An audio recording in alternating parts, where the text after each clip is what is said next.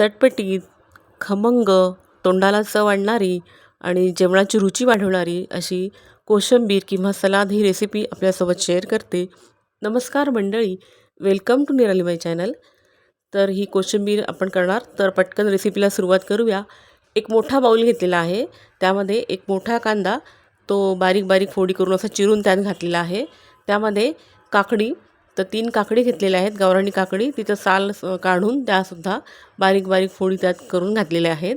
आणि कैरी घेतलेली आहे, अर्धी कैरी घेतली आहे, तीसुद्धा छोट्या छोट्या फोडी करून त्यात घातलेल्या आहेत. एक टोमॅटोही घेतला आहे आणि त्याच्यासुद्धा छोट्या छोट्या फोडी करून त्यामध्ये बाऊलमध्ये घातलेल्या आहेत.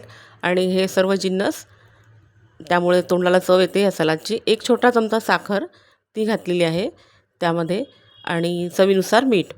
तर हे सर्व छान मिक्स करून घेते चमच्याने, म्हणजे अशी रसदार अशी कोशिंबीर तयार होईल.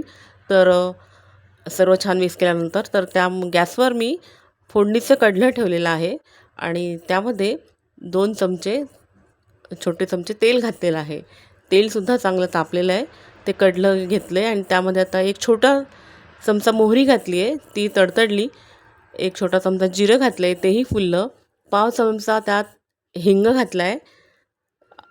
अर्धा चमचा हळद घातलेली आहे आणि कश्मीरी लाल तिखट आणि लाल तिखट असं दोन्ही मिक्स करून 2 चमचे तिखट ते घातलेलं आहे. सर्व मिक्स करून ही फोडणी या कोशिंबिरीवर घातली आहे. तर खूप छान चटपटीत चवीची अशी कोशिंबीर ही तयार झालेली आहे पहा. सर्व छान मिक्स करून घेते. आणि असं असलं आपल्या उन्हाळ्यात आपण जेवताना असं केलं की जेवणसुद्धा खूप चांगलं होत जातं आणि जेवायच्या वेळेवरच केल्यामुळे ताजीसुद्धा आपल्याला ही कोशिंबीर खायला मिळते. सर्व छान मिक्स करून घेत आहे आणि ही कोशिंबीर तयारच झालेली आहे पहा. निरालीबाई चॅनलवर माझे रेसिपीचे आणि इन्फॉर्मेटिव्ह अनेक व्हिडिओज आहेत, आपण ते नक्की पहा. Please like, share, subscribe Niralibai channel. Thank you.